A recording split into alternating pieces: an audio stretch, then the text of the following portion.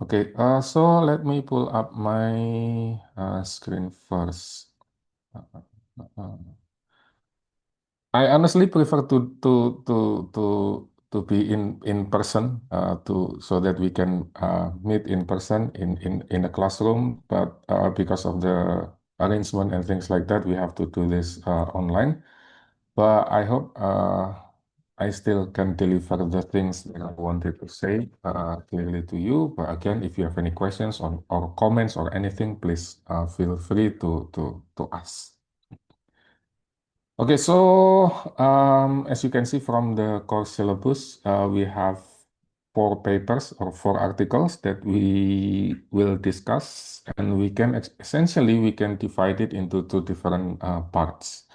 So the first part is covering the topic on moral responsibility and manipulation, which is an article by Haji and Kuipers, and also another article by Mill. On the other hand, the second part is nudging, the effectiveness and ethical implications.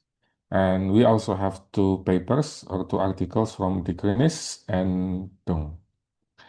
And I think before we move on to the paper to discuss each of these articles, I think I'm gonna take you a little bit on the background, on the philosophy of what is the philosophy of ethics and nudging, so that it can serve as a kind of bridges before we talk and discuss the 4 papers as I mentioned before.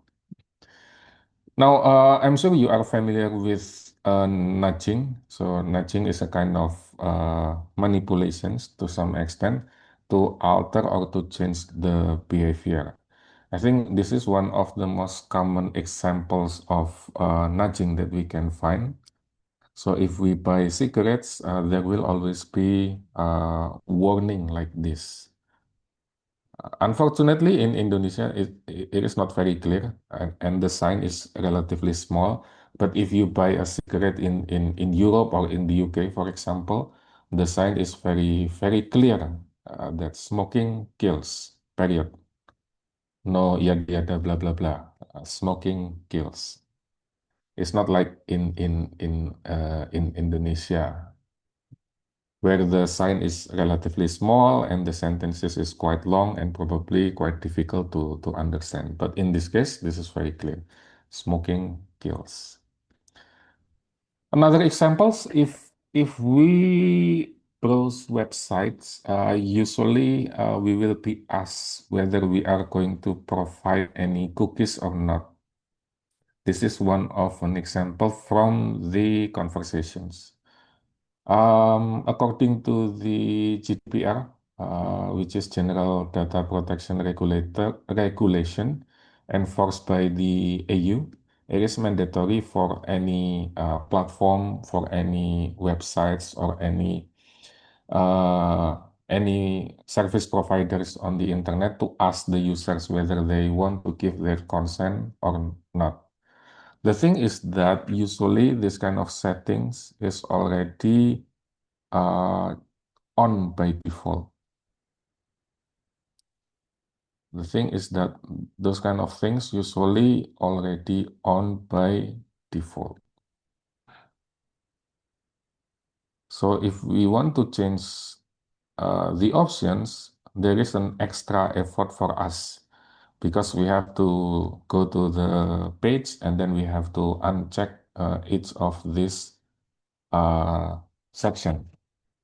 And this is relatively easy, but some websites, they will have lots of things that you have to check or to uncheck.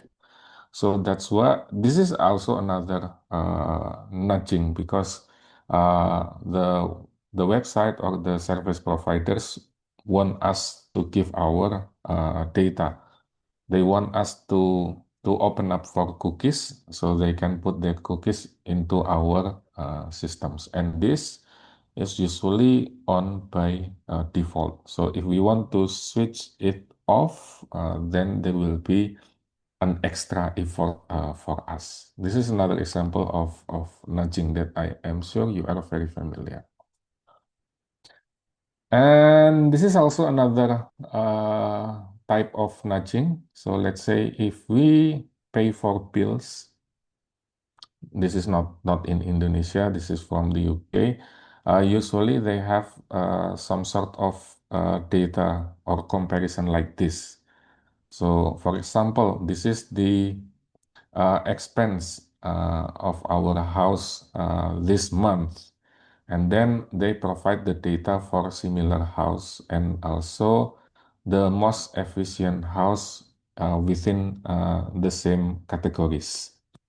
And by giving this kind of data, we know that we actually we spend more energy than similar house out there. And it kind of giving us a reminder or a kind of warning that we spend too much. So that next month, I think next month we have to lower it down. We have to be a little bit frugal. We have to be a bit more efficient in our energy usage. So this type of reporting can also be considered as nudging because they want to affect or they want to influence our behavior. In this way, they want us to minimize or to lower our energy use so that it will be better for the environment, it will be better for us because the bills is going to be lower and it will make us much more efficient. So these are several types of nudging that I am sure you are familiar of. And I believe in the previous session, you already covered the topic of nudging. So hopefully this is not something that is completely new. Okay, now let's talk about the ethics, the philosophy of ethics, and the philosophy of nudging. So, ethics is basically talks about moral philosophy, and in ethics, if we talk about ethics, then most of the time it will be talking about right and wrong. If I do this, this can be considered right. If I do this, it is considered to be wrong. Or we talk about something that is considered as good or bad. So if I do this, then I will be a good person or I will be a good citizen. But if I do this, then I will be a bad citizen or bad person. And there are many frameworks. When we talk about ethics, there are lots of frameworks that can be used to discuss ethics.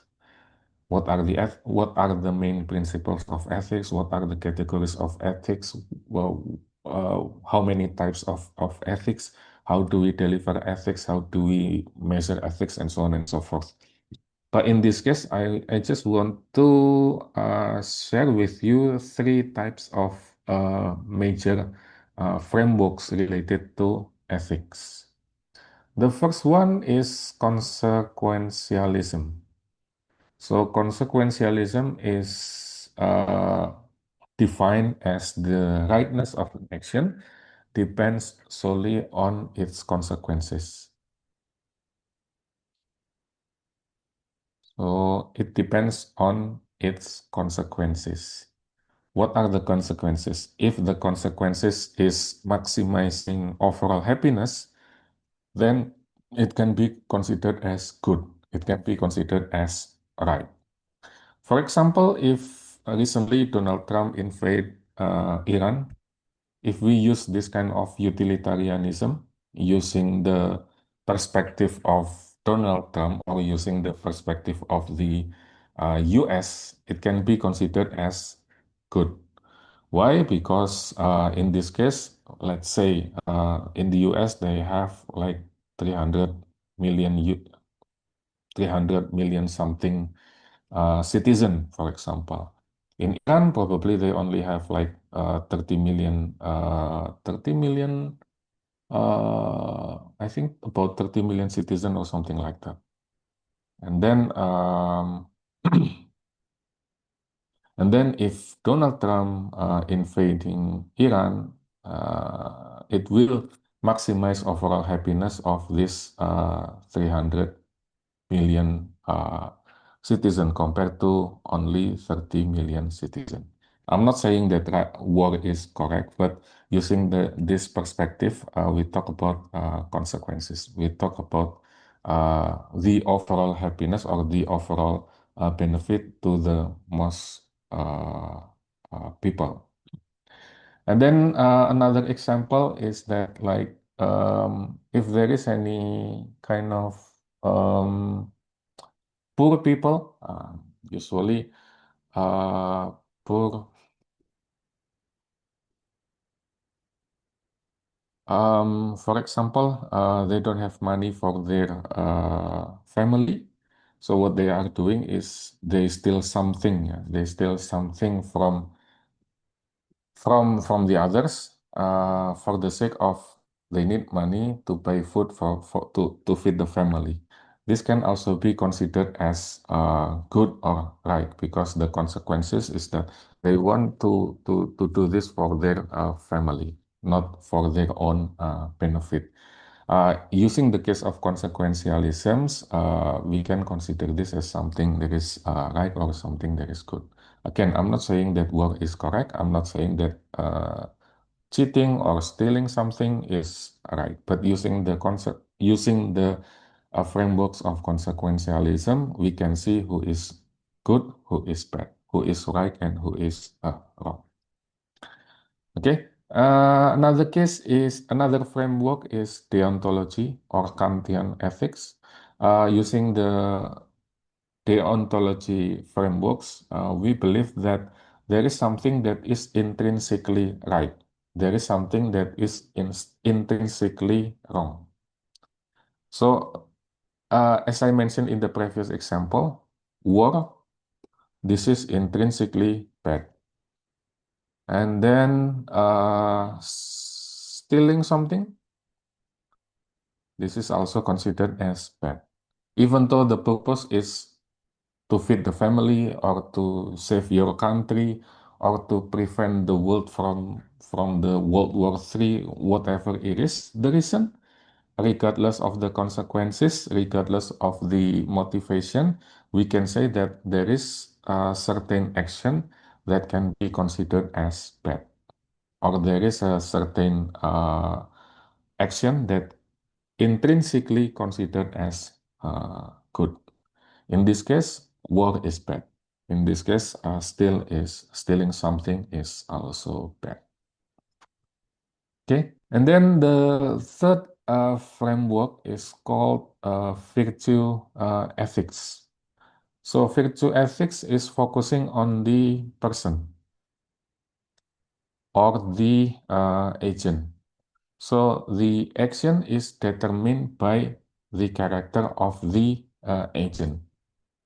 So if you are a Muslim and you are familiar with the story of Nabi Khidir, Prophet Khidir and Prophet Musa, because he is a prophet, then we can say or we can conclude that whatever his action is, it can be considered as something good. It can be considered as something ethical, or it can be considered as something noble.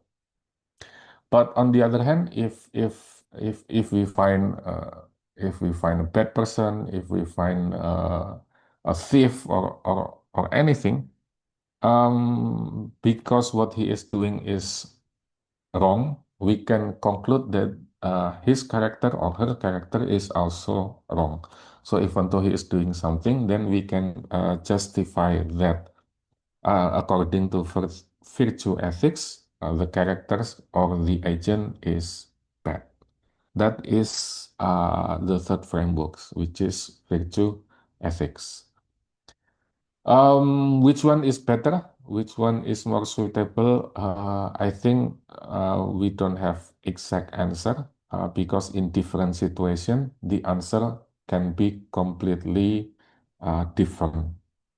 But in this case, what I want to say is that there are many perspectives, there are many frameworks, there are many uh, conceptual analysis that can be used to define or to justify ethics to come up with a conclusion, which one is good, which one is bad, which one is right, or which one is wrong, can be quite complicated and not as simple as we perceive to be. And these three frameworks can be used to inform us whether nudging is ethically permissible or not. So what we are going to discuss today is whether nudging is ethically permissible or not permissible using at least these three different frameworks. Okay, any questions or comments? Or probably I'm talking too fast, things that you don't understand. Anything? No? All good, Bapak Ibu? Okay, let's move on to the next slide. I have lots of slides. I'm afraid we cannot finish in time, but don't worry. Later on, I can share the presentation slides, and we probably can discuss the remaining of these contents in the next session. Okay, this is one of the frameworks that is quite important. This was departing from deontology. So one of the proponent of deontology or deontological ethics is Immanuel Kant. So I think he came from Germany or Austria or something like that. Back in 1700 something. So he wrote this book, A Critic of Pure Reason. If I'm honest, this is very difficult book to understand. The book is very thick and the language is very difficult. And he used many German words that cannot be easily translated into English or cannot be easily translated into bahasa Indonesia. But I can say that this is one of for me one of the most interesting books, and to some extent, yeah, it inspires me a lot in my conceptual and analytical thinking as well. So what is ethics according to Immanuel Kant? The first concept that we have to understand is related to the categorical imperative. So categorical imperative means that we have certain rules.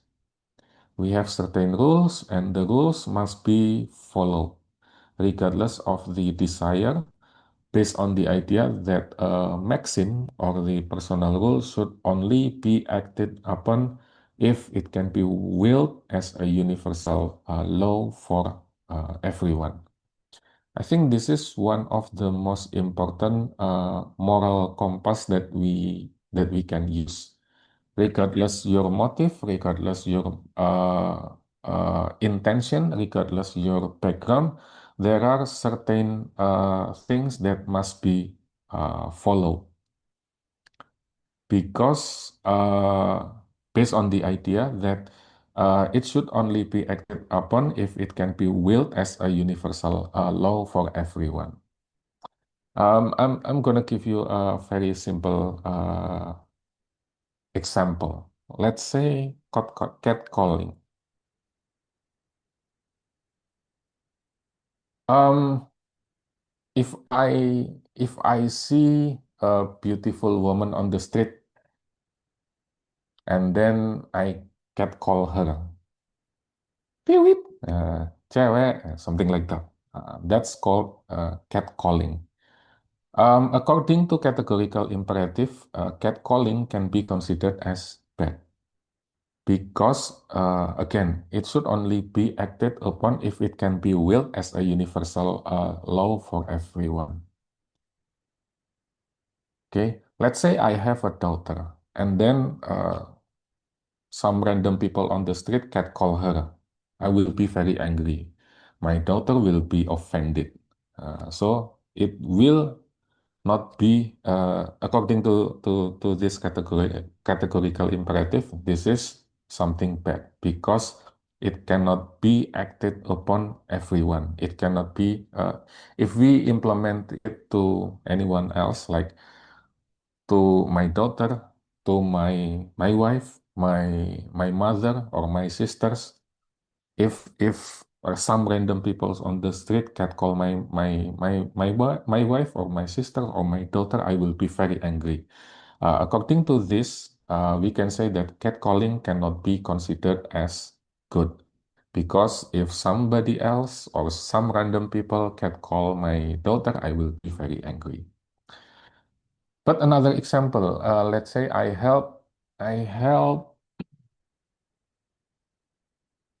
let's say I help random people cross the street. According to categorical imperative, this is something that considered to be good because if if some random people on the street help my mother cross the street, or if some random people on the street help my wife to cross the street, I will be happy. I will be thankful for them. So this is something that can be universal for everyone. If something can be universal for everyone, then according to categorical imperative, this is something good. But if something cannot be universal for everyone, can only be acted upon certain people only, like for example, catcalling, then according to categorical imperative, this is something that is bad. Okay. The second thing, there is very important concept according to Immanuel Kant is called duty and goodwill. So duty and goodwill means that action possess moral worth only if they are done from a sense of duty, not just in accordance with duty for self-interested reasons. Okay. For example, if I see a beautiful woman on the street and then I help her to cross the street, if I have self-interested reason, for example, I want her to be my girlfriend or I want her to be my wife, that is self-interested reasons, then there is something that can be considered as bad. If I want to help someone to cross the street, be it a beautiful woman, be it an older people or anyone, it should comes from a sense of duty because I want to help them. Because it is our responsibility as a good citizen. Because if we don't help them, then there will be a risk of accident or something like that. That is called duty and goodwill. So what we are doing should comes from a sense of duty, not just our self-interested reasons or self motivated reasons. And then the third concept is called humanity formulation. So people must never be treated merely as a means to an end. So we cannot treat people because we want to use them, but we treat people as an ends in themselves with inherent worth. So, for example, I have students.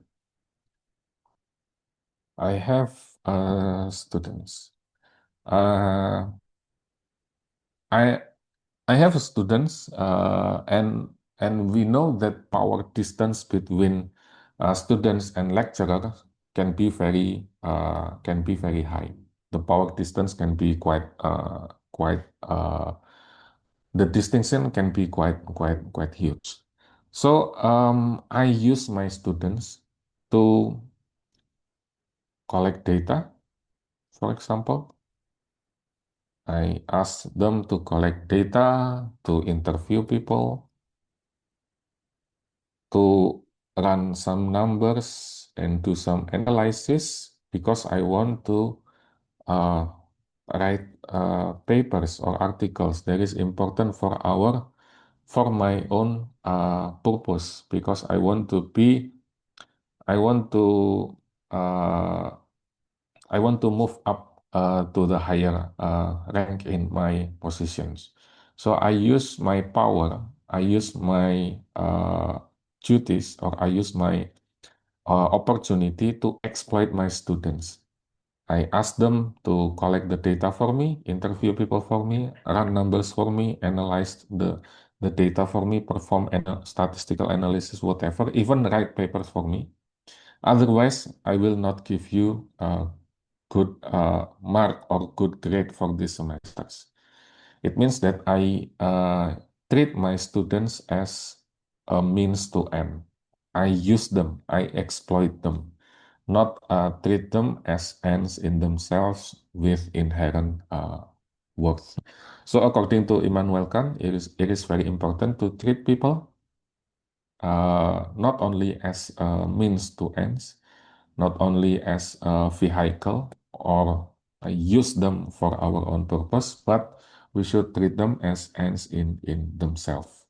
We should treat them with inherent worth, respect them with inherent worth.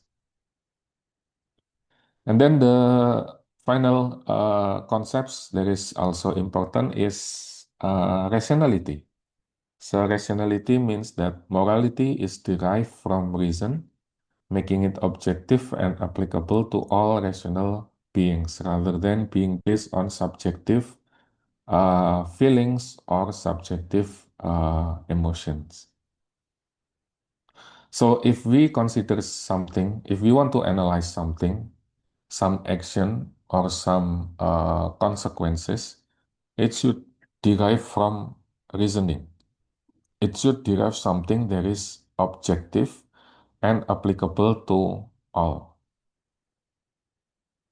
rather than being on subjective feelings or subjective emotions.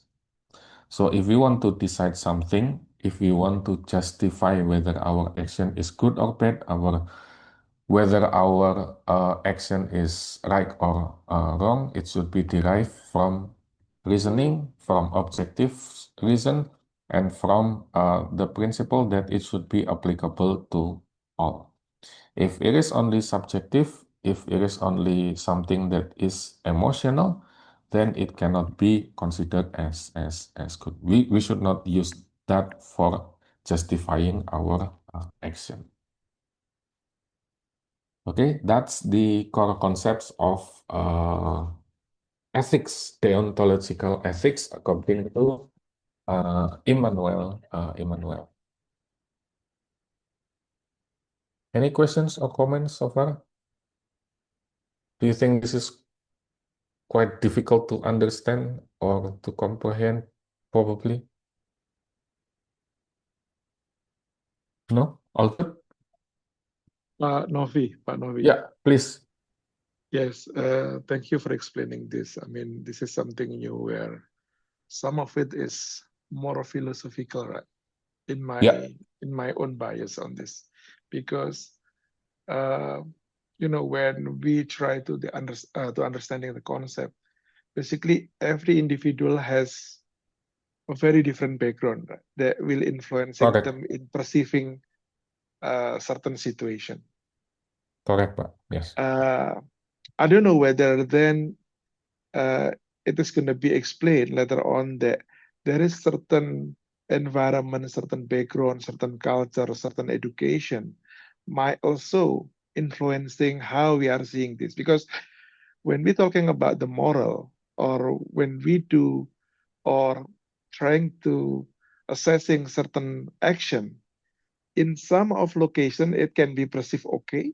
Yeah, In other location with a different culture, it can be perceived very different. Yes, So correct. then, yeah, I think that's the one that I would like to share. I don't know whether I'm not trying to challenging the concept, but more to the there is many other things that we need to consider when we trying to assessing or talking about the moral or the ethic itself. Correct, Pak. Very agree, Pak. Especially the last concepts related to rationality.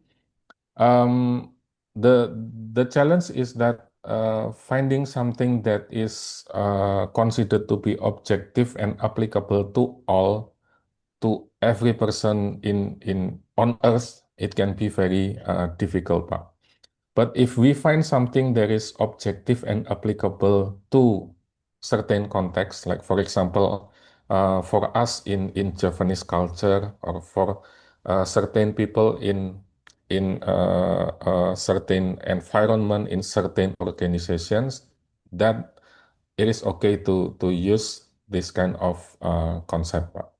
But if we try to apply this rationality or this objectivity to every person around the earth, I don't think it is possible, Pak.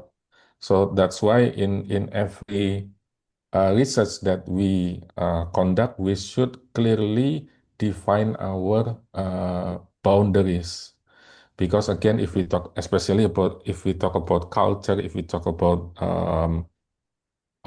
moral, if we talk about something that is related to human, most of it can be considered as subjective, and it is usually bounded to certain environment, certain location, certain place, certain backgrounds, and things like that. So I definitely agree, Pak.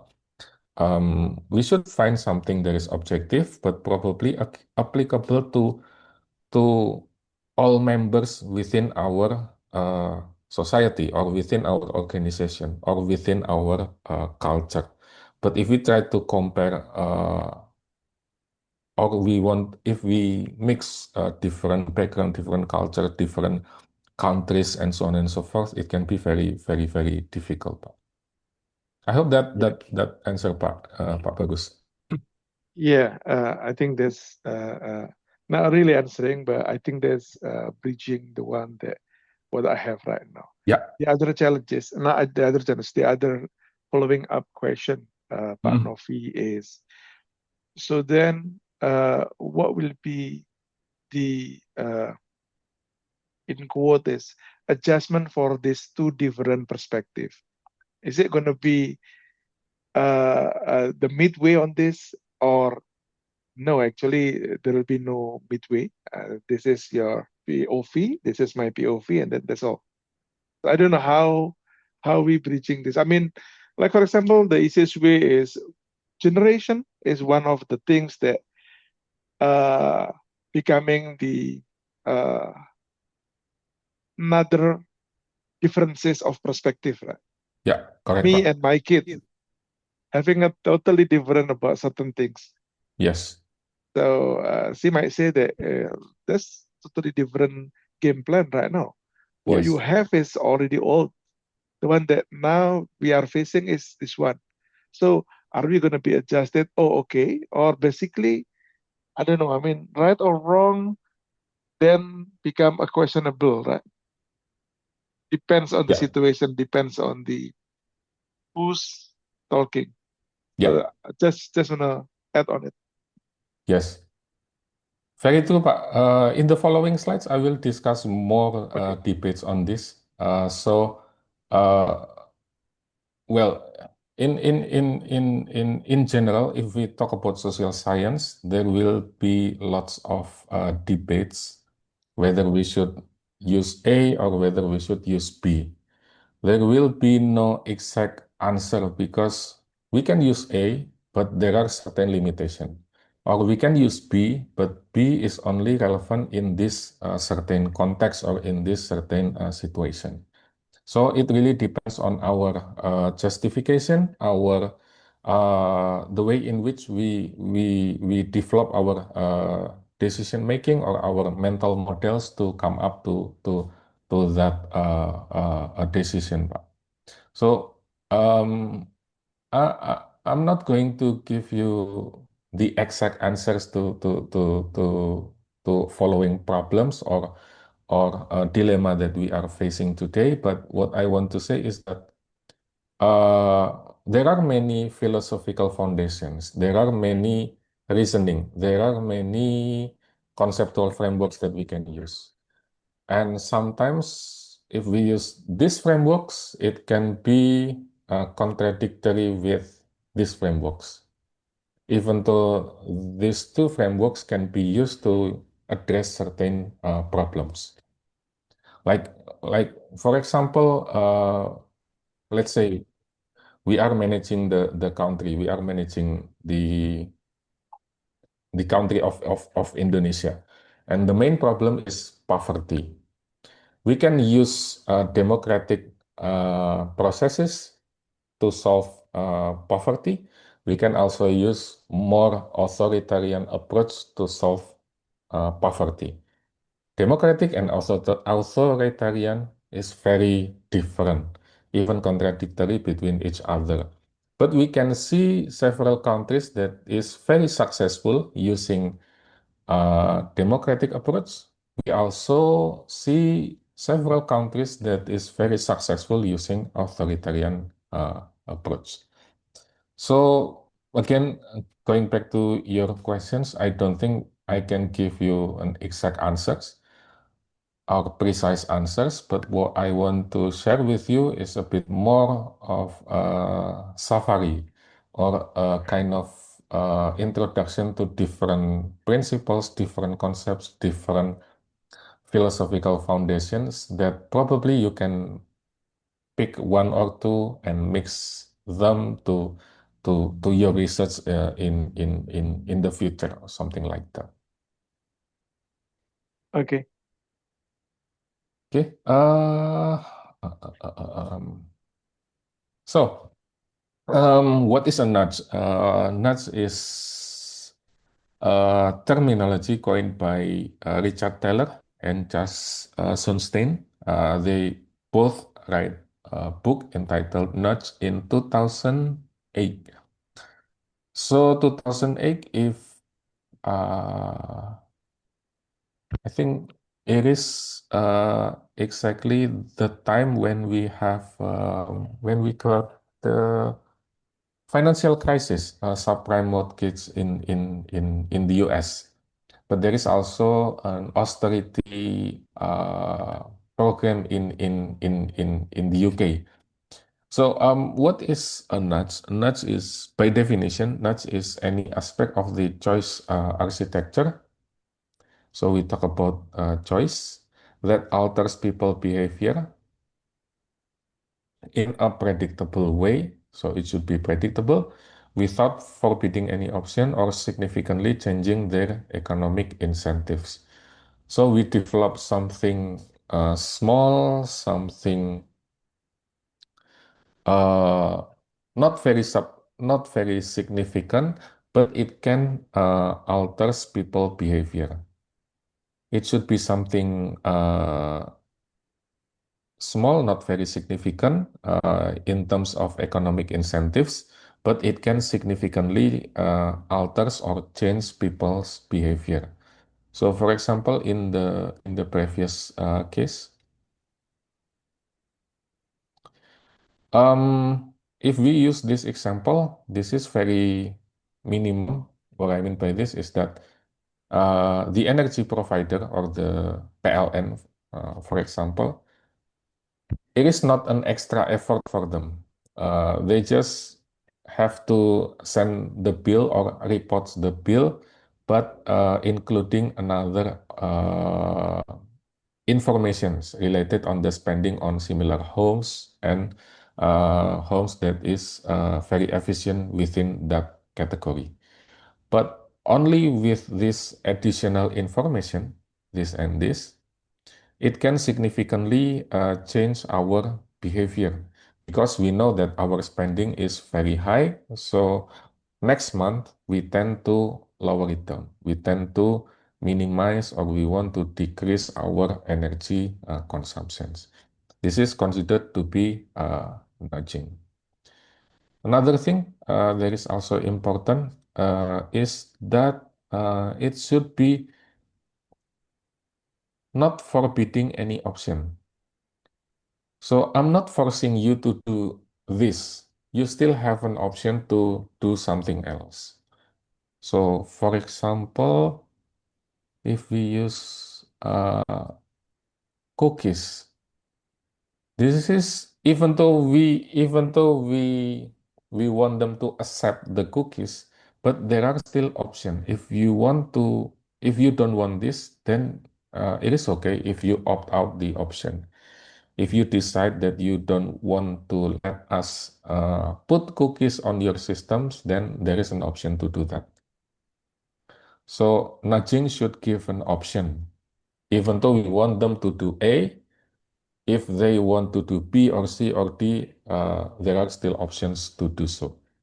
That is nudging. And again, nudging should focus on choices that we want that can change people's behavior in a predictable way. Again, using the previous example, for example, if we use smoking kills, this is very clear. We want people not to smoke. We don't them to smoke because smoking is dangerous not only for them but also for the people surround them. So this is also considered to be nudging because we want them to change the behavior. But if they still want to smoke, yeah, it's okay. But you know the consequences. You understand the consequences.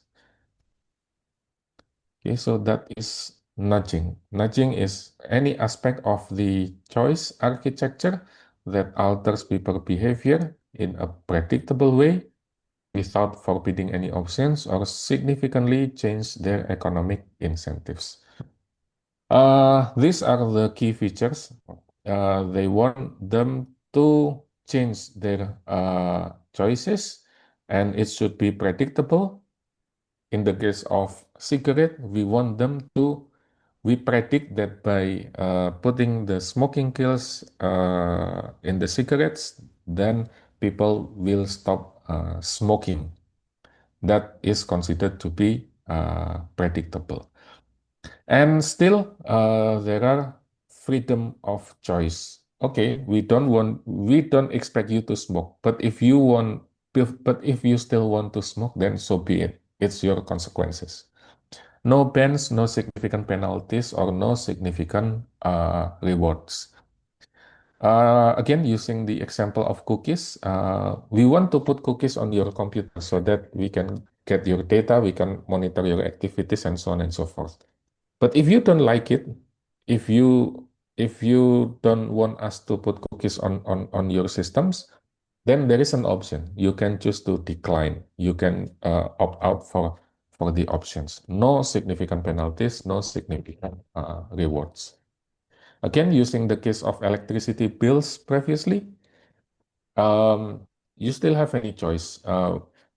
Even though we know that your spending is higher than similar house, if you still want to spend more, then so be it. It is your house, it is your electricity, it is you that pay the bills, not someone else. So no bans, no significant penalties, or no significant rewards. And nudges are often described as libertarian paternalism. So we want to steer people, we want to direct people toward better choices. But still, there are options for them want to, if they want to choose to do so. Again, for example, using the case of cigarette, we want people to stop smoking because smoking is not good for the environment, is not good for health, and so on and so forth. But if you still want to smoke, then so be it. It's your choice, it's your consequences.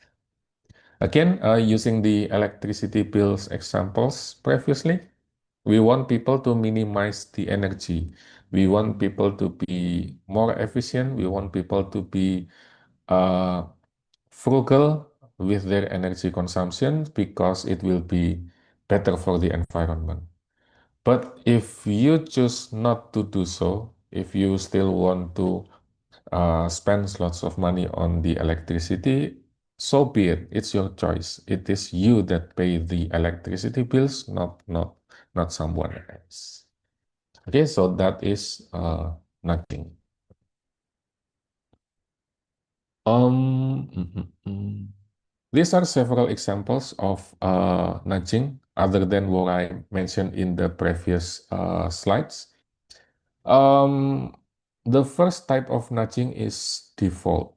This is the case of cookies that I mentioned before. So we automatically enroll in something. We automatically enroll ourselves in choosing to use cookies.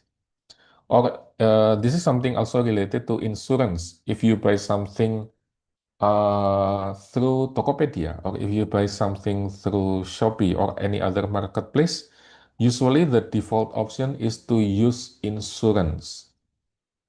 There is going to be an extra amount of money that you have to spend other than for delivery, which is for insurance, and usually there is by default there will be opt-in. But if you want to choose not to use insurance, then there are still options for you. You just can uncheck the option or uncheck the box. This is called defaults. The second type of nudges is reminders. Usually, we will get the notifications, for example, for appointments, for paying bills, or earlier this morning, I got a reminder from Telkomsel that my quota will expire by the end of today. So this is a kind of another type of nudging to influence or to change or to alter people's behavior in a predictable way. By Telkomsel sending me a notification, they want me to hurry up to top up my quota to spend my money to pay the bills and so on and so forth. That's an example of nudging. The next example of nudging is physical positioning. So, for example, if you go to the supermarket, if you go to any cafeteria or something like that, usually healthy food will be put right directly right in front of our eyes because we want people to focus on healthy food first rather than on junk food or any other option that is considered to be less healthy or less organic. And then we can also use social norms. This is an example of electricity bills that I showed you before. We can use social norms like by informing people that we spend more energy than them. We 33% more compared to similar house, for example. And this is a kind of nudging using social norms. The next thing is framing. So framing is describing, an example of framing is describing a medical procedure's survival rate instead of its mortality rate. So for example, if you uh, I think last month or 2 months ago, if I'm not mistaken, I've got an offer to do a medical examination, and in the information leaflet that I got, there is statement that's saying that 98% something is successful. 98% something of the patient is happy with the treatment. But what is missing is where is the remaining 2%? What if, okay, the number is relatively low, 2% compared to 98%. But if 2% is dying, then it will be very dangerous. Then it will, I obviously don't want to take that option because even though it is only 2%, but if those who are not survive is gonna die, for example, then I obviously don't want to do that. So that is another example of nudging using framing. This kind of interventions are relatively cheap because very easy just to put a reminder or just to put another text or something like that. And usually it is very scalable.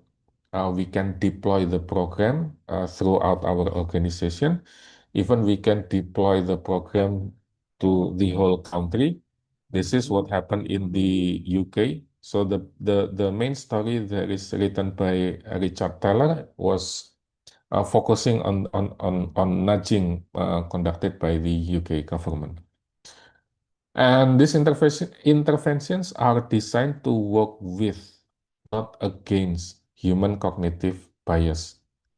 So I will talk about this in the following slides. But this is an examples of nudging, and I'm sure you are familiar with this because we can find it easily around us. Okay, any comments or questions, Bapak Ibu? No, all good. Okay, now this is the thing that is getting interesting. So previously I mentioned something called libertarian paternalism. We want to steer people toward better choices while leaving them free to opt out. We direct people to do A, but if they want to do B or C or D or whatever, there are still options for them. This is called libertarian paternalism. And this is the concept that is quite interesting. So, libertarian paternalism is essentially the underlying philosophy of nudging. The underlying philosophy of nudging is libertarian paternalism. We want people to do A, but if they choose to do B or C or D or whatever, there are still options to do so. Please do that. No sanction, no bans, no significant reward or punishments. Now, let's break it down one by one. If we talk about libertarian, it means that individuals has the right to choose. So, according to libertarian principle, we as an individuals, we have our freedom. We have our right to do whatever we want. We have the right to choose whatever we want. Let's say I want to buy gorengan for takjil. It is free. It is up to me as long as I have the money, I have the time to buy gorengan for takjil, then so be it. And nudges should be easily and cheaply avoidable. So the choices should be easily and cheaply avoidable. If we direct people to do A, uh, if they want to do B or C or D, it should be easy for them to do so. As easy as just ticking the box in the previous example. Now, the second topic or the second keyword is paternalistic. What is paternalistic? Paternalistic is about steering people or directing people toward choices that will eventually it will improve their own welfare. Like for example, in the case of smoking kills, we want people to stop smoking because if people stop smoking, it will be beneficial for their health. It will save them money and so on and so forth. So paternalistic means that we direct people to choices that considered to be better. Now, the justification for this is that people sometimes make irrational decisions. So according to, uh, for example, by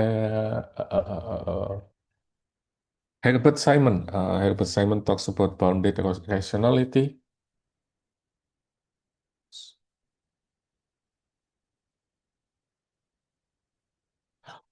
Um, People is not 100% rational. We often make irrational decisions because of bias, like status quo bias, present bias, and also overconfidence. For example, if I buy gorengan for takjil, for breakfasting this evening, for example, this is probably because of status quo bias, because I always do this from time to time, from last year, from the year before that, and so on and so forth. So this is becoming my own habit. Is gorengan good for me? No, I know that gorengan is not good for me. It is considered to be not healthy, but because of status quo bias, I still buy gorengan. It can also be uh, a result of present bias. Why? Because if I go to the street this afternoon to buy some takjil, then probably 70% or 80% street vendors available outside my house or nearby is selling gorengan. It is very difficult for me to buy some healthy food for takjil. For example, if I want to eat salad, oh, it will be very difficult to find street vendors nearby that are selling salad. And then it is also because of it also can be a result of overconfidence. For example, last week I just passed my medical examination, and the result is very good, for example. So I have a strong confidence about my overall health. That's why I still choose gorengan. If even though I know that gorengan is not good, I am confident. I am overconfident about my health. So those are the an example of why people often make irrational decisions. Even though I am considered to be intellectual, even though I am considered to be a person who can think independently, I still suffer from bias. That's the justification. And by doing nudges, it can help people like me to overcome this without coercion, without pushing them too far. But the critics argue that libertarian paternalism is oxymoron. Why oxymoron? Because any intentional steering by the state infringes on autonomy. So, for example, if going back to the example of gorengan, let's say the the government impose tax for gorengan. I know this is impossible, but let's say we use this as an example. Like, for example, 50% tax. So if you buy gorengan, then it will be much more expensive, 50%. This is a kind of um, policy that even though the purpose is to improve our own welfare, but still this is gonna be infringe our autonomy. Why? Because I have the money. It is up to me to spend the money on whatever I want. as long as it doesn't break the law.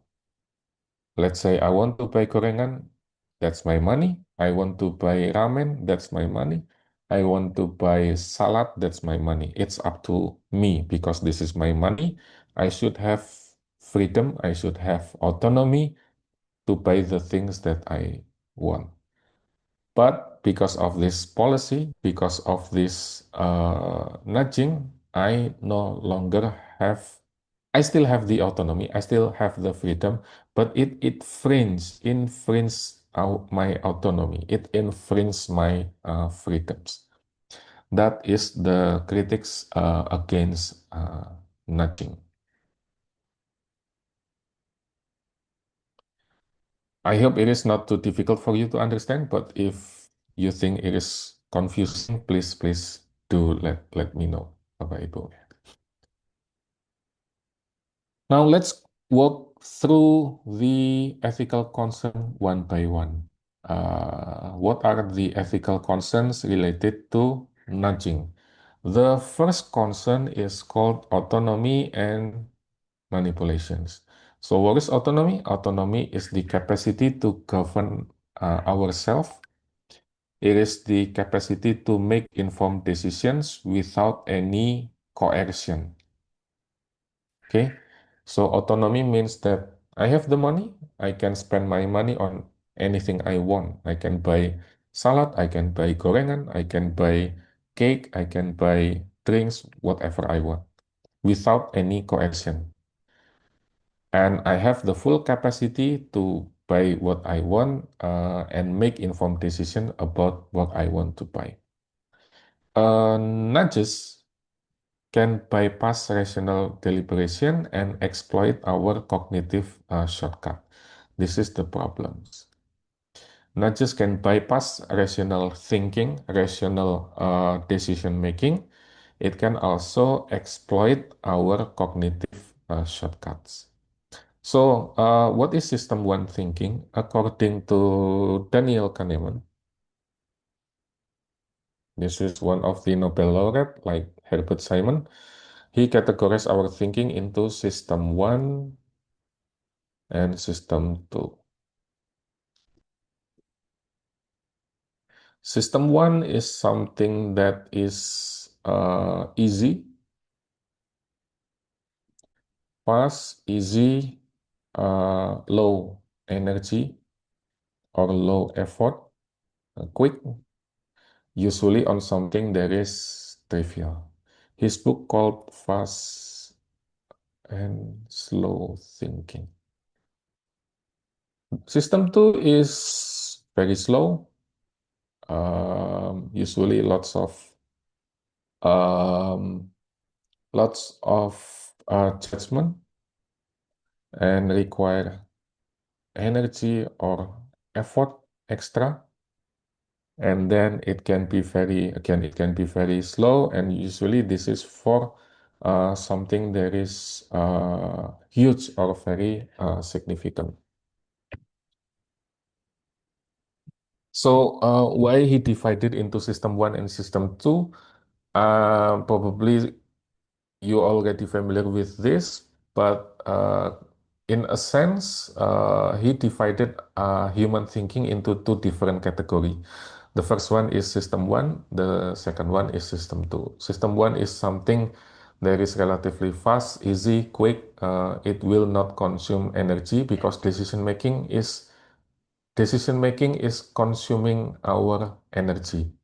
So let's say if you this Saturday, you're supposed to be having time with your family or doing your hobbies or things like that, but you choose to be here and walking through my slides that is considered to be very thick, very dense, and very probably very difficult. It will be very tiring. I believe by the end of 12 a.m., it will be very tiring for you. But going back to the example, in our life, there are many things that can be solved only using System 1. Like for example, what clothes that I want to wear today. This is something that can be very quick. I can easily pick batik for today. I can easily pick any random clothes that I want to wear for today. Or what I want to buy for takjil, what I want to buy for breakfast this evening. This is something that can be solved easily by System 1. Like I can buy gorengan, uh, I can buy coconut drinks or anything like that. So this should be very fast. It should be very easy, quick, and trivial. But we also have System 2. System 2 is something that is slow. We we have to consider many options. We have to balance between what are the pros, what are the cons. It will require lots of energy. It will be very tiring, and it can be like if you want to make decision using System 2, it can be very slow. It can take days or even months or anything. So, for example, if we decide to marry someone, this should be by System 2. If we decide to buy a house, it should be using System 2. If we decide on whether whether we want to pursue a job in one company, or whether we want to be an entrepreneur, or whether we want to be something else, that should be belong to System 2. Okay, so System 1 is something that is easy, usually using our cognitive shortcut. System 1 is usually using our cognitive shortcut. But our System 2 is usually using rational and logics. Obviously, this is not always going to be like this, because there are some people that use System 2 for trivial things. There are also some people who are using a System 1 for the thing that should be huge or should be significant for their life. For example, I can be very, very overthinking on on the thing that I want to buy for breakfast for takjil. Like, for example, I I calculate I calculate the price, I calculate the calorie, I calculate the weight before I buy gorengan. That is an example of using System 2 for the thing that's supposed to be belong to System 1. On the other hand, we can also use System 1 for the things that should be considered as huge or significant. For example, when I decided to apply for company A, for example, after graduation, um, normally we should analyze the future career opportunities, the income that I expect in the next months, the opportunity to grow, and so on and so forth. But sometimes we can easily decide to do so only by, oh, because my friends are working there, or because the company is close to my parents' house. Okay, so that's an example of System 1 and System 2. The second issue is related to manipulation. So manipulation is that manipulation can be defined as influencing someone in a way that subverts their rational decision making. So I want to do this, for example, but somehow it will be diverted into this. So this is considered to be manipulation. If a nudge operates without the agent awareness, so this is, I think, the keywords here.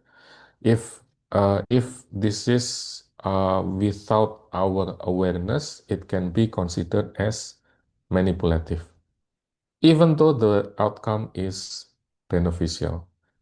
I think we do this all the time with our kids, especially when they are very, very small or very, very young. Like for example, because my little baby is sometimes having difficulties on sleeping at night, so we manipulate them by turning off all the lights in our house. Even though, according to this principle, even though the outcome is beneficial, so that my baby can sleep easily, this still be considered as manipulative because it is without their awareness. So the key question is whether nudging respect person as rational agents, or does it treat them as means to an end? This is going back to the ontological ethics by Immanuel Kant.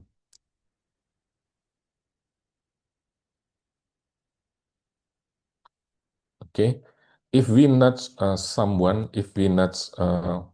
person, do we treat them as a rational agent who can think independently, who can make decisions by themselves, or we consider them as a means to an end, as a vehicle or as an opportunity to achieve something that we want?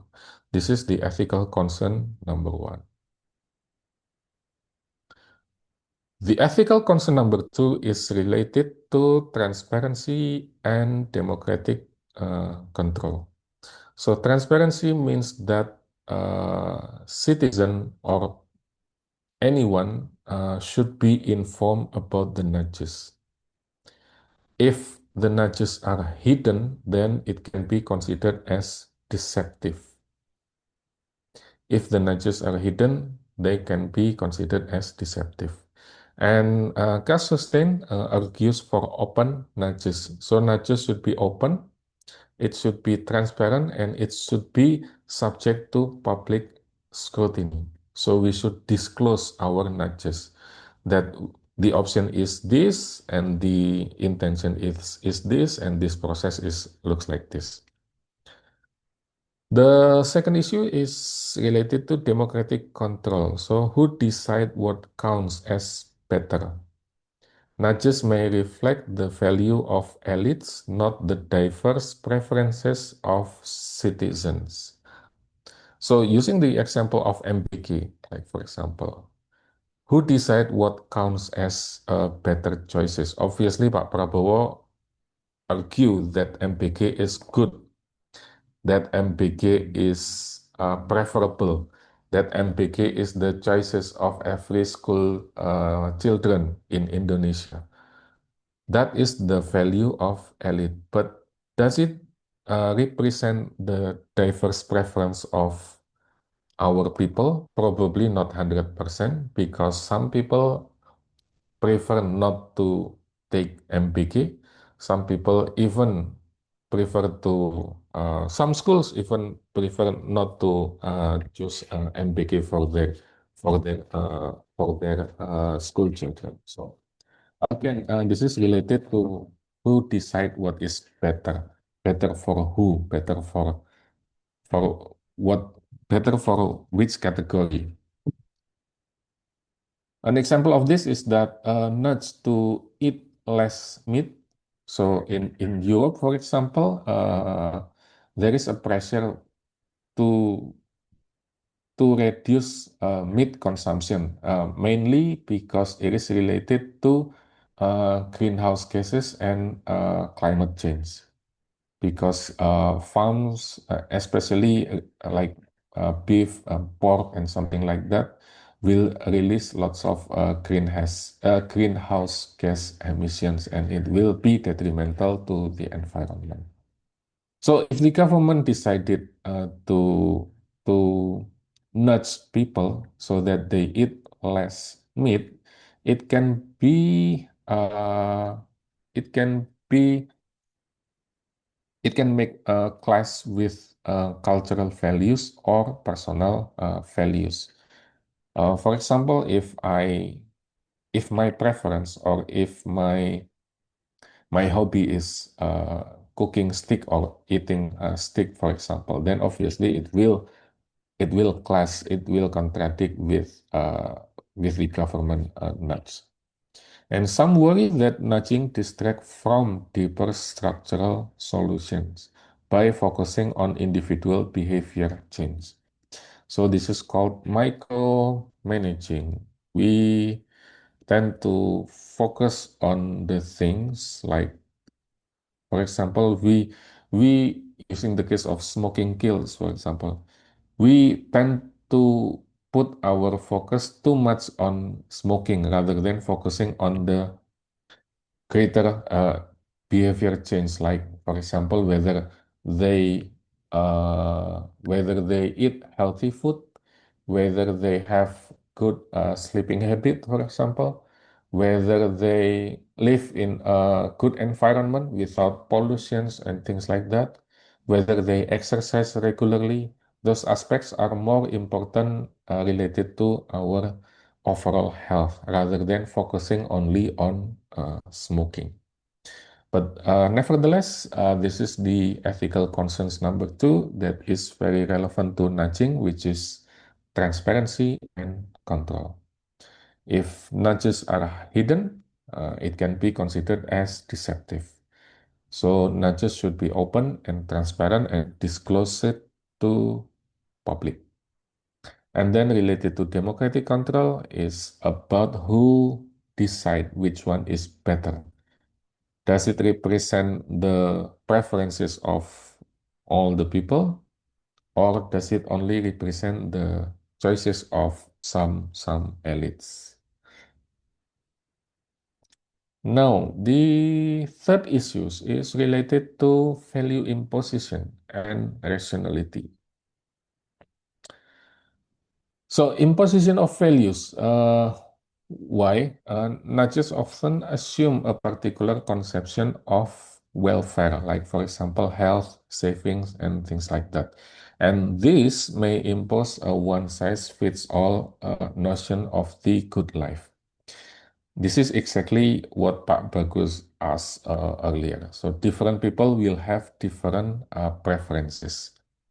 Now, for example, if we talk about business or management, we in our mindsets usually we focus on profit maximization.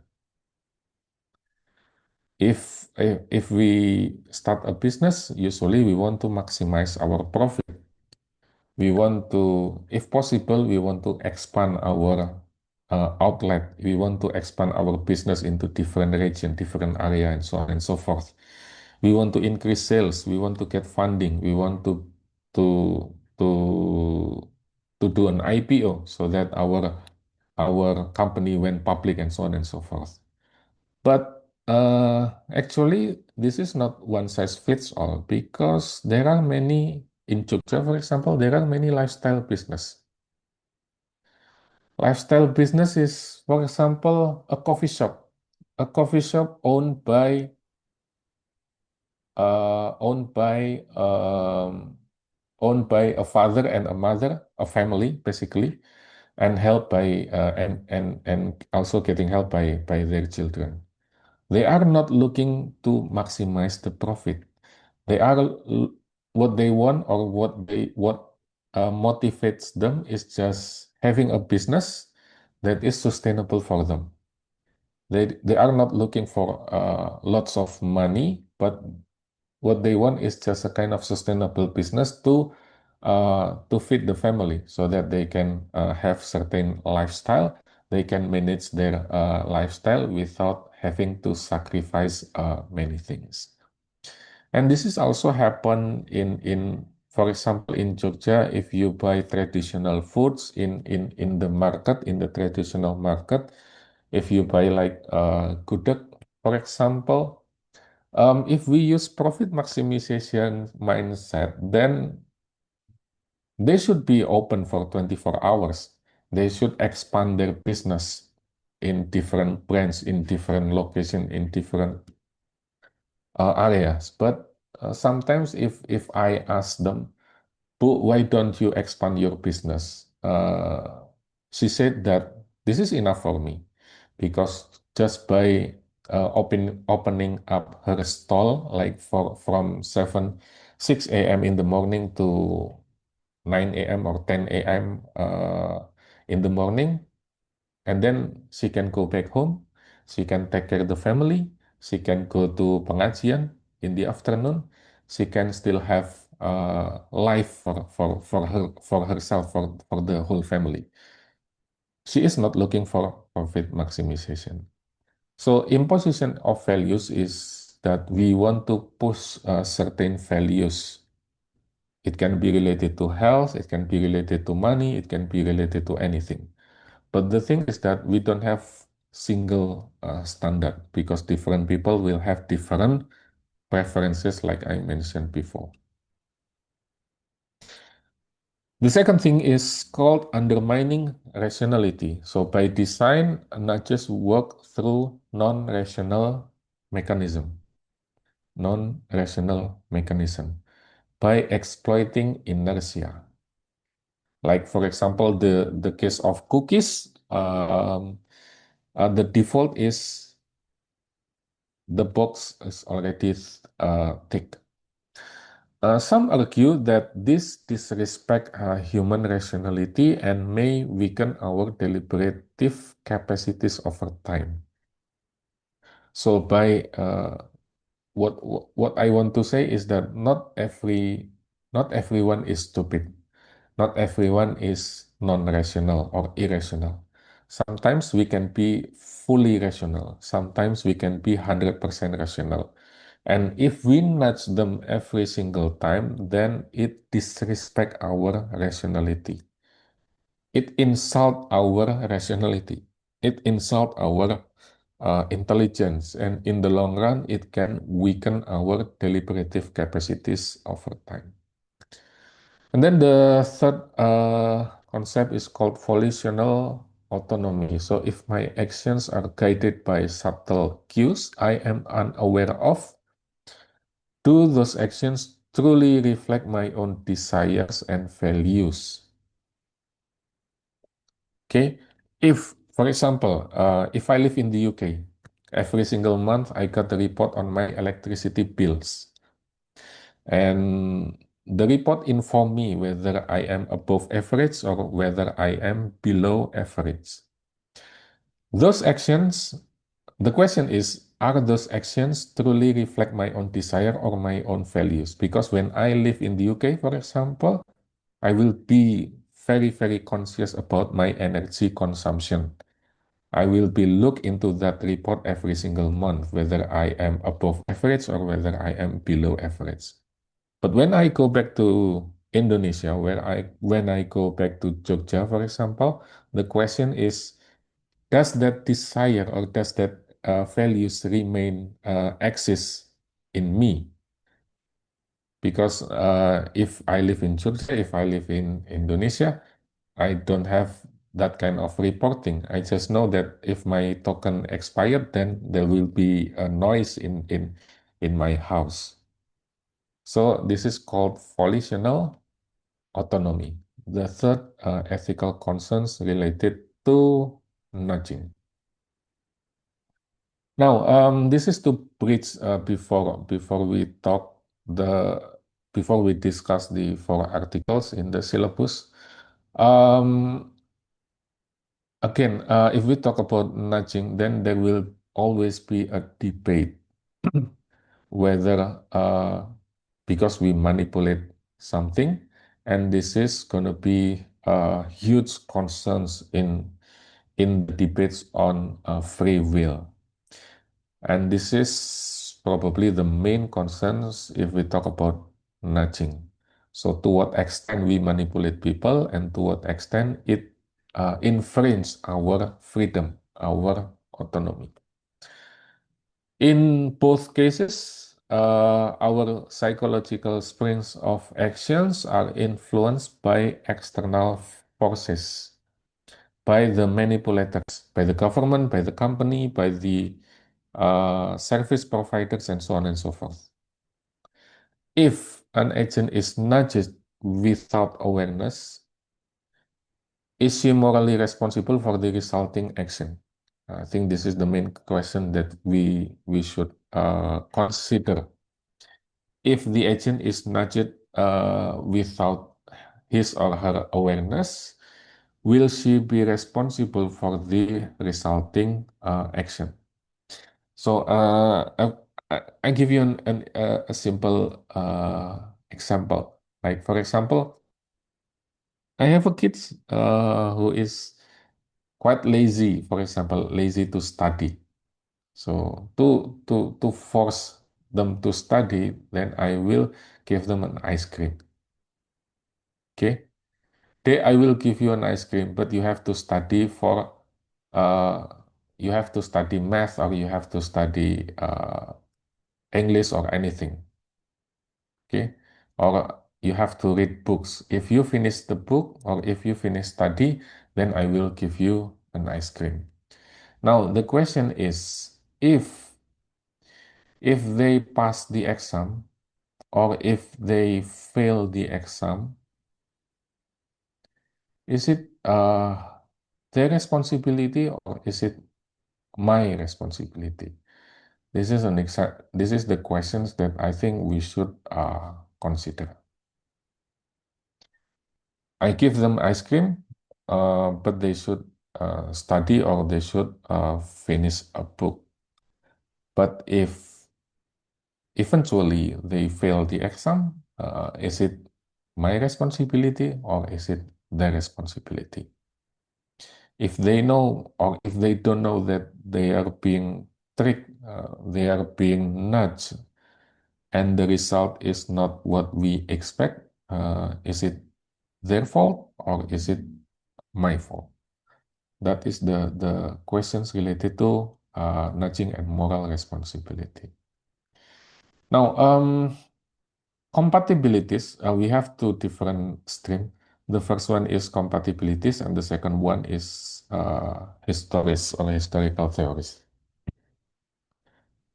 So, compatibilities argue that responsibility depends on the agent's current psychological structure and capacities, not on how they were acquired.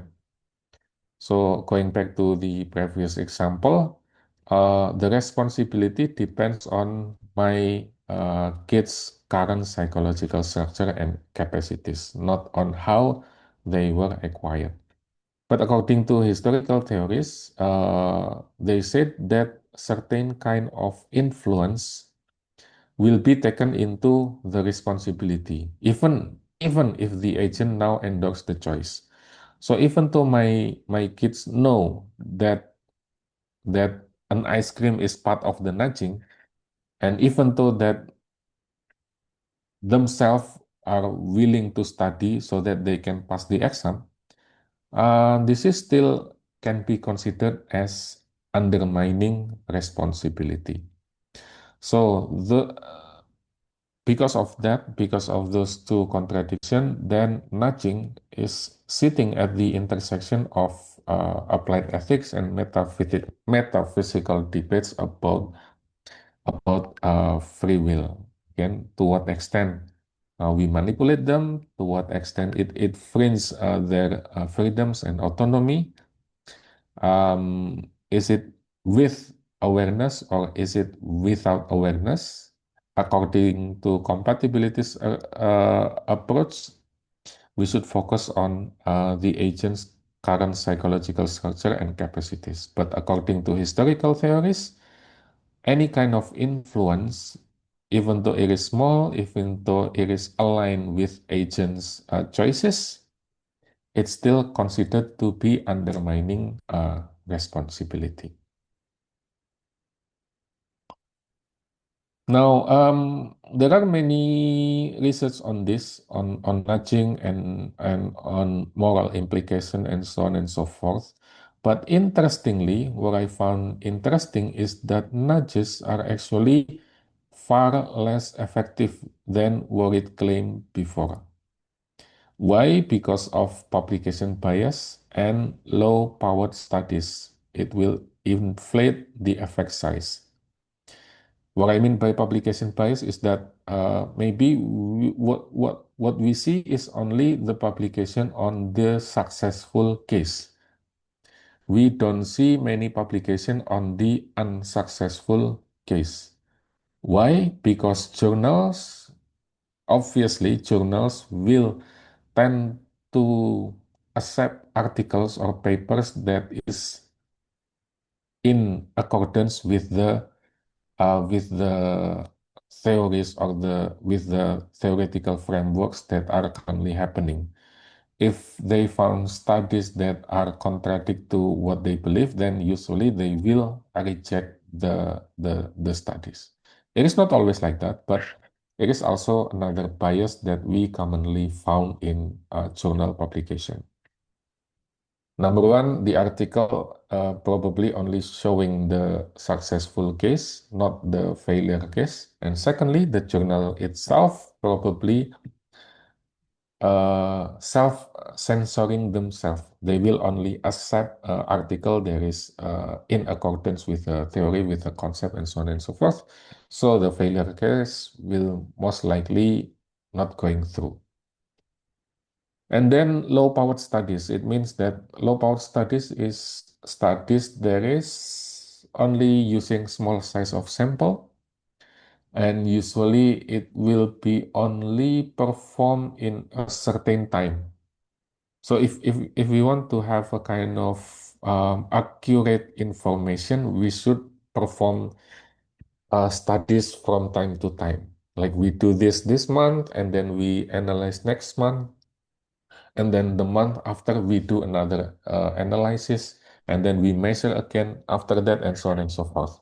By doing so, we will have a thorough and comprehensive information. But usually, with low-powered studies, the study is probably very small, the sample size is very small, and secondly, the time frame is usually very short, and it will inflate the effect size. We perceive that nudging is very effective, when in reality, probably not always like that.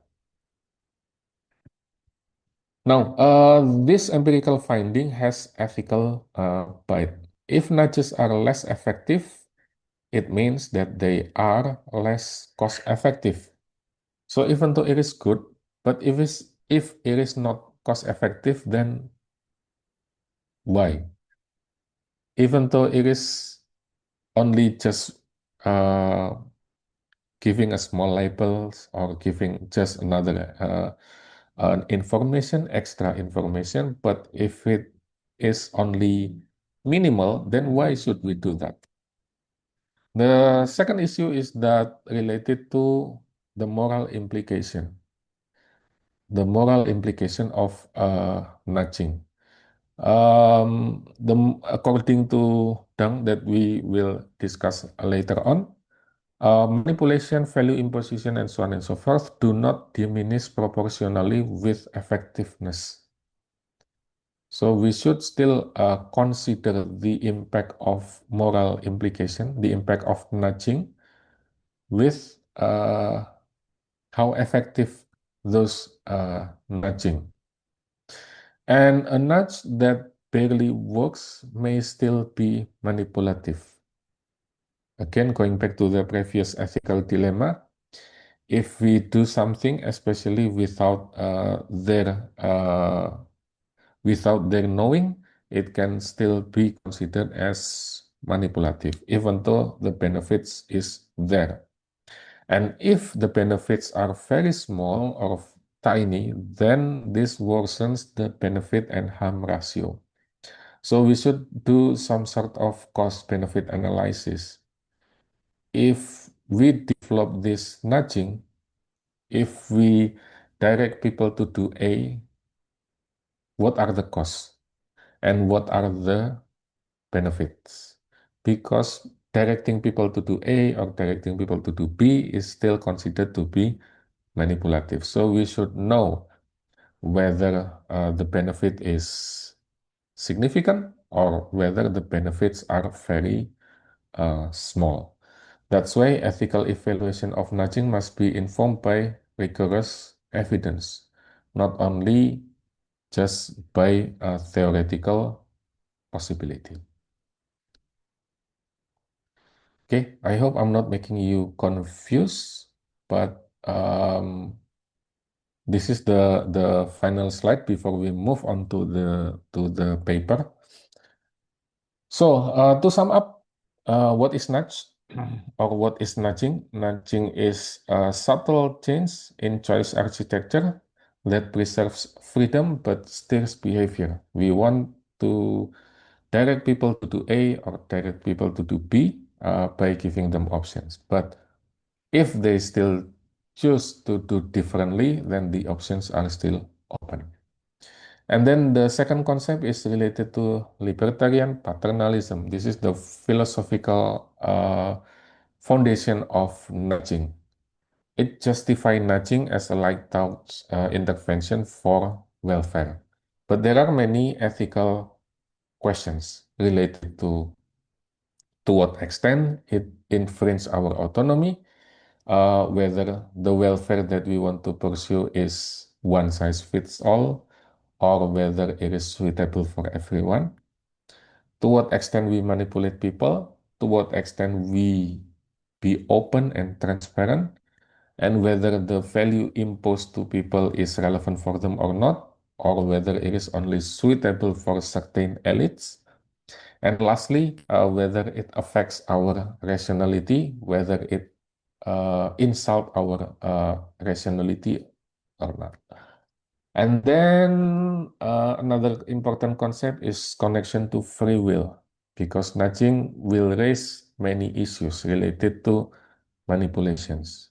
Even though the purpose is good, even though the purpose is going to be beneficial, but we should look into moral implications of nudging.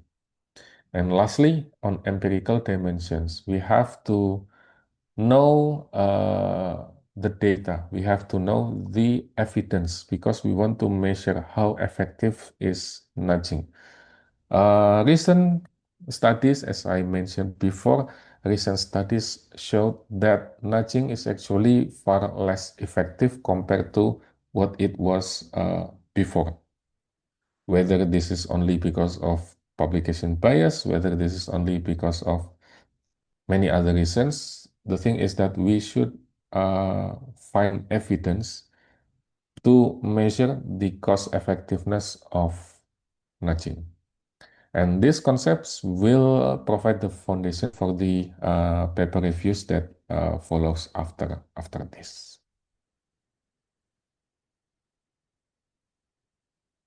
Okay, any questions or comments? Pak Novi, I want to ask a quick question. Please. So yeah, I think it's regarding the ice cream example that you also mentioned. Maybe supposedly in a company, like for example in the organization, usually they use some kind of message like if you want to get promoted of or if you want to top performers, if you are top performers, you have to always responsive to any chats, emails, or messages. Yes. So the purpose sometimes is actually to shape the employee behavior so they can be more responsive and also be more responsible that eventually will help the organization. But after as per my understanding that it also maybe creates such pressure to such employees and maybe could reduce their real freedom.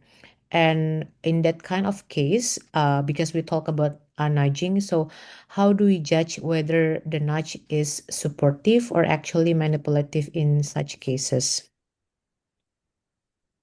Wow. I think that's difficult to answer, Bu Sisil, because going back to my last points is that probably the best thing that we can do is gather evidence and measure the to what extent whether our nudging is effective or not. So in my view, I think if a company wants to develop such policy, then they should also collect data or gather evidence and measure the effectiveness of their nudging or their policy. Um, I don't know in details, but probably they can develop some sort of questionnaire, or maybe they can do some sort of observation and then analyze whether there is a correlation between nudging and employee performance, or whether there is going to be a kind of significant influence on employee morale and motivations or something like that.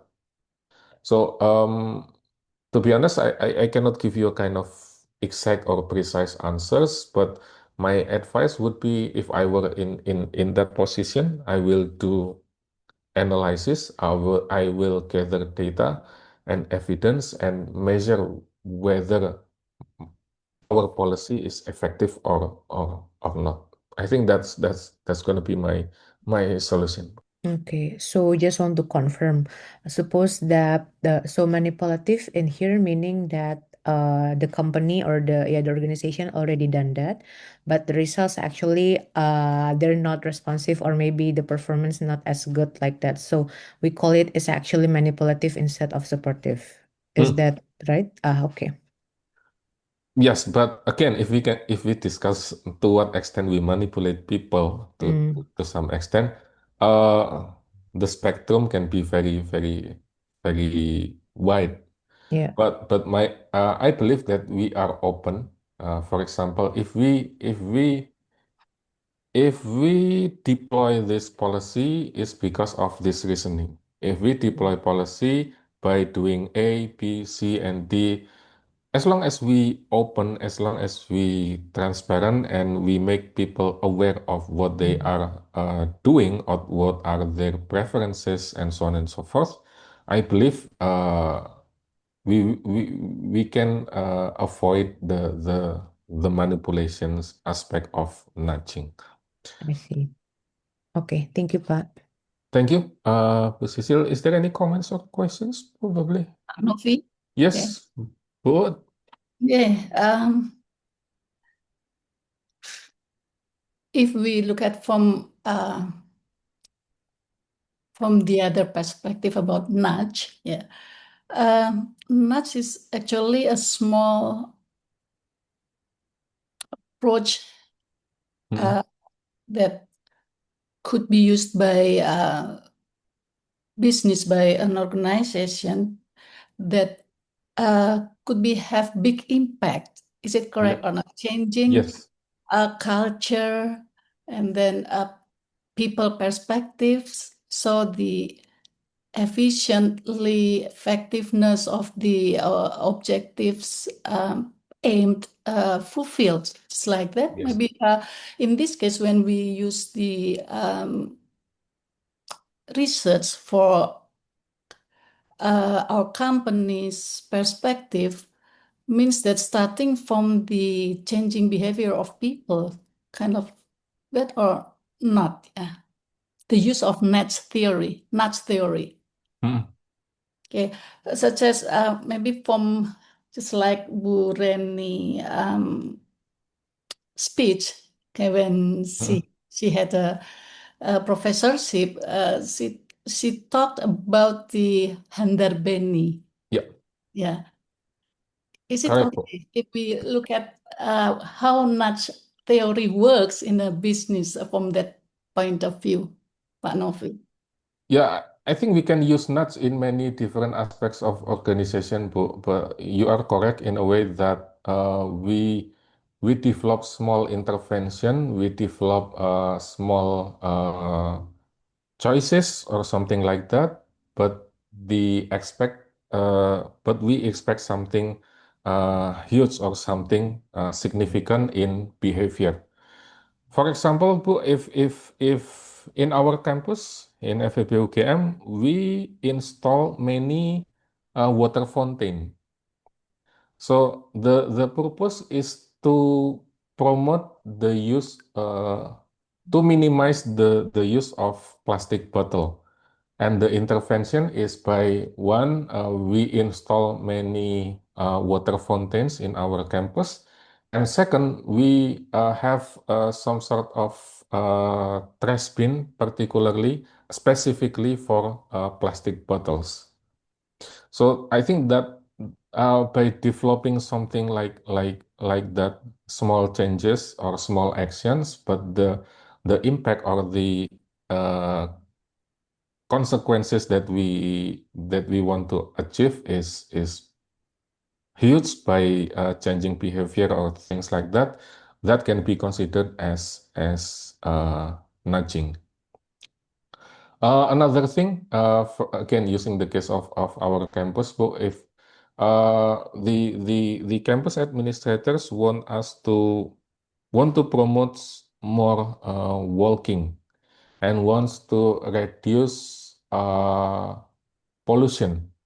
So what they are doing is that the Balairung area is closed for vehicles. So if you want to go to central administration of the university, you have to park the car or you have to park the motorbike in certain dedicated area, and then you have to walk to the central office.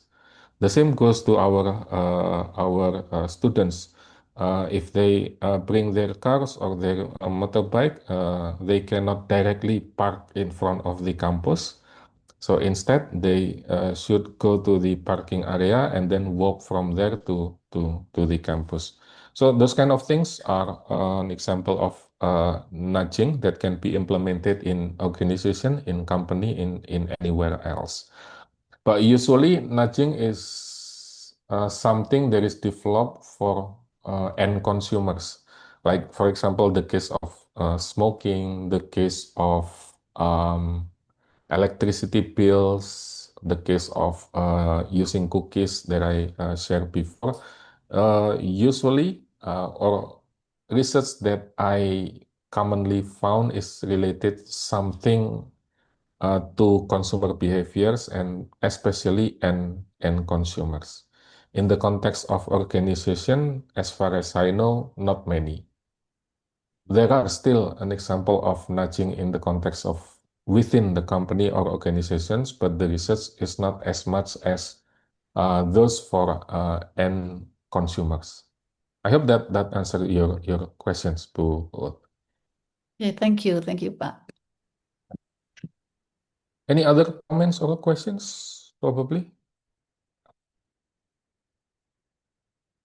Nope. Okay. I think we still have 5 minutes or so. Let me briefly uh, give you a kind of overview of the paper that there is on the syllabus.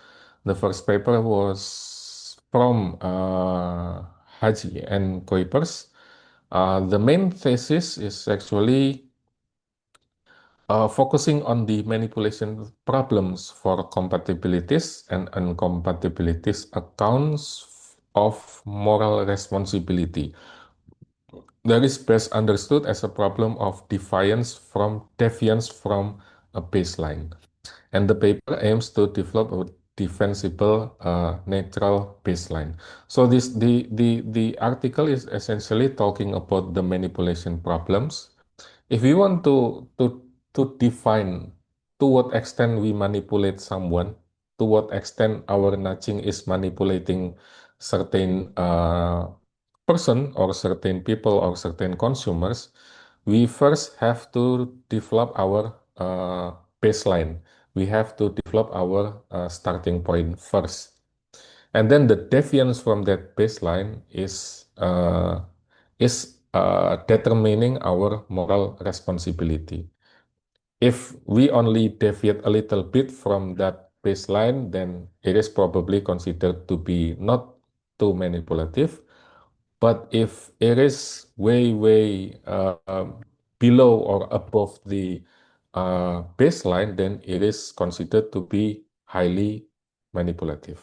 So in short, that is the first paper talking about. I'm gonna skip this first. So I'll go past to the second article. So the second article by Alfred Mill. So this is slightly different because the article is focusing on the historical aspect of nudging. So the author is looking into negative historical constraint on free action and moral responsibility against non-historical compatibilities critics using Thor's experiment involving manipulation and minute tellings. So according to compatibilities approach, we know nudging is morally responsible or not morally responsible according to the current physical and structural conditions. And he looked into the historical aspect that influence or affect those action, and it is also determining to what extent we manipulate people or to what extent we comply with the freedom of choice and free will. That is the second article. The third article by Leonie de Kruijnis. She talks about nudging as a complementary, values-oriented approach in corporate ethics and compliance management to address ethical blind spots caused by uncertainty, anonymity, and injustice. This is one of the examples of how nudging is performed within the context of company and organizations. And then the fourth article is looking into nudging that is much less effective than previously assumed. The main reason is that because of the bias that I mentioned earlier, but the thing is that it gives us a kind of additional moral consideration against nudging. So this is like a counterpoint against nudging, and this is giving us another perspective that we should look into the cost effectiveness of nudging that we are going to do. And yeah, as I mentioned before, again we should look it into something that is much more comprehensive. The effort that we put to nudge people versus the effectiveness or the benefits that we can achieve by nudging those people. So those are the fourth article. And then I think I'm gonna stop here. I'm talking too much, and the time is already up. So I think I'm gonna stop in this slide. Next session, I hope we still have more time to discuss each of the articles in a much more detail, but hopefully you get the idea about the topic that we cover today. Any comments or questions? Probably. Final comments or questions? No? All good? If not, then I think I will stop my presentations. Thank you very much, Bapak Ibu, for your time and attentions. I'm sorry the topic is very probably quite difficult and confusing, but in the next session, I promise to go back and walk through the 4 article that I skipped earlier. And I look forward to see you in the next session. Have a nice weekend, Bapak Ibu. And thank you very much. Wassalamualaikum warahmatullahi wabarakatuh. Waalaikumsalam. Terima kasih, Pak. Thank you, Pak Novi. Makasih, matur nuwun Bapak Ibu. Matur Pamit nuwun. dulu. Terima kasih.